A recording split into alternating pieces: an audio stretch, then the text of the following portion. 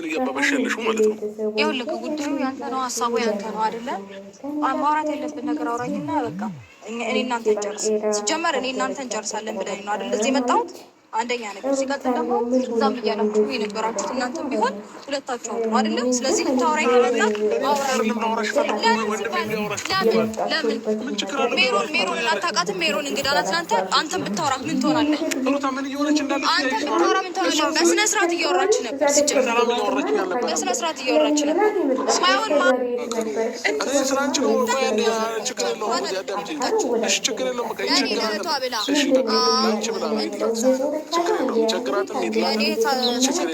እኔ ግን ከዚህ በኋላ እኔ የምፈልገው ምንም ከአንቺ ጋር ጸብ ውስጥ ምንም እቤትም መታቴ ካልሽኝ እኔ ችግር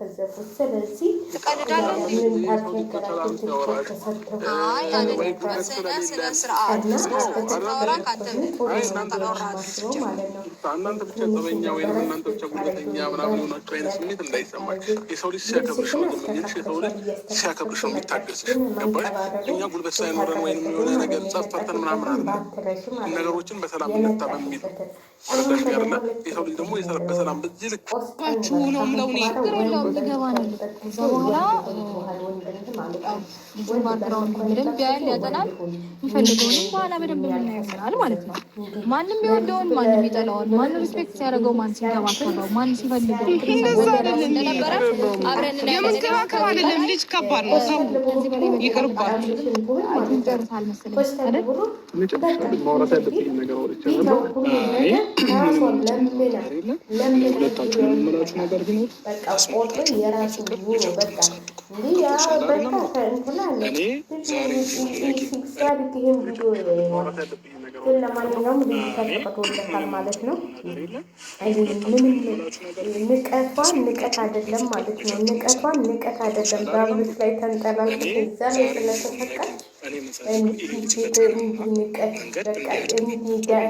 ወንድምየው እንኳን እያናገራት ማለት ነው። የንቀቷ ንቀት እንዴት እንደምታየው ማለት ነው። እንደምታቸው ኧረ በእናትሽ ተረጋጊ፣ እንደዚህ አትሆኝ፣ እንደዚህ አትሆኝ።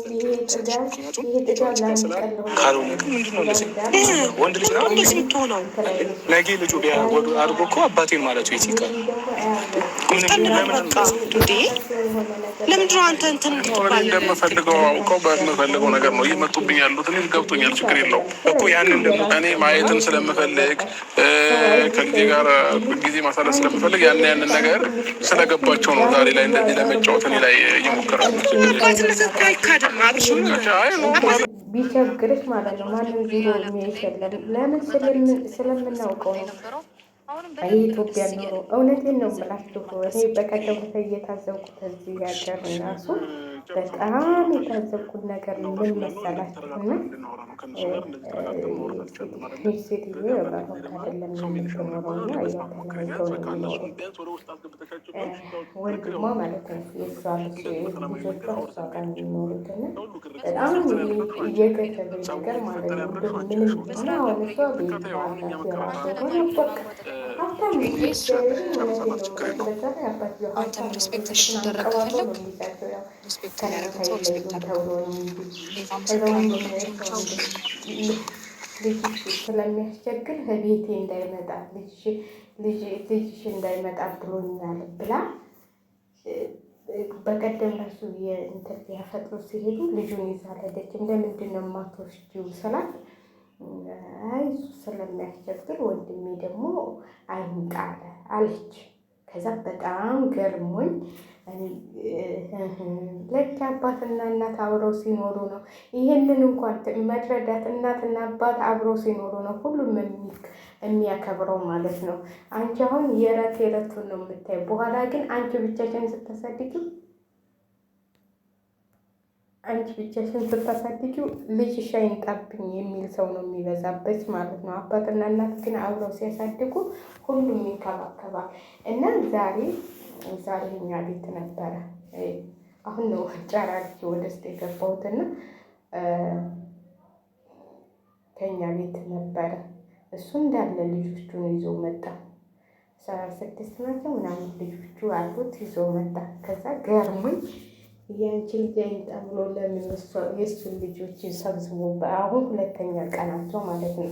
እሱ የለም ነበረ። ባለፈው መጥተው ነበር ልጆቹ እዚህ ነው ያፈጠሩት። የዛሬ ሳምንት ነው የዛሬ ስንት ቀን። ከዛ በጣም ታዘብኩኝና አባትና እናት ሲያሳድግ ብቻ ነው እንግዲህ ይሄ አባታቸው አለ። እግዚአብሔርን ነው የምላችሁ ለልጆቹ በጣም እሷም የሞላት ነው። አባታቸውም እንደ ልጆቹን ቀብረድ አድርጎ ነው ያው አባታቸው ወስዳለሁ ስለሚላት እሷ ደግሞ አልሰጥም ብላ ነው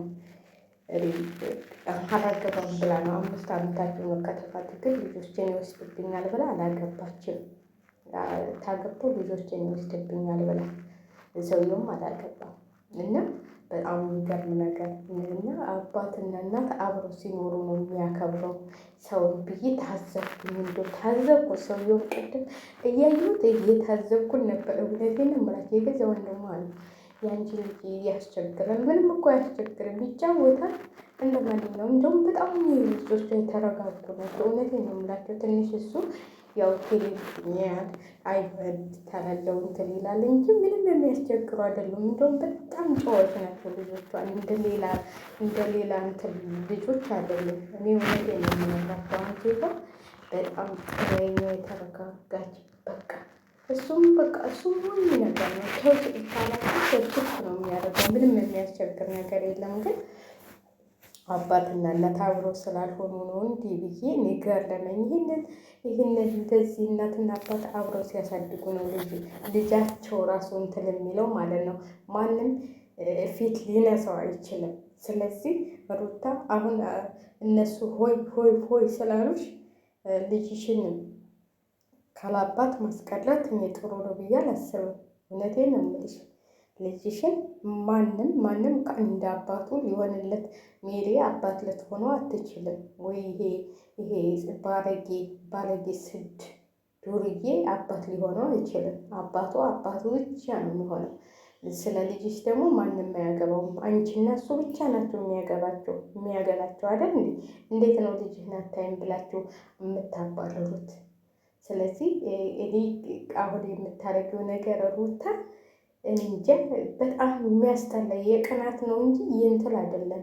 የሆነ በቃ የበቀል አይደለም፣ ቅናት አለ አይደል? ቅናት አሳበደሽ በቃ አልፈልግሽም ስላለሽ በቃ የሆነ በምንም አረግሽው አልፈልግሽም ማለሽ። አሁን ዙረሽ እንደው ታያላችሁ።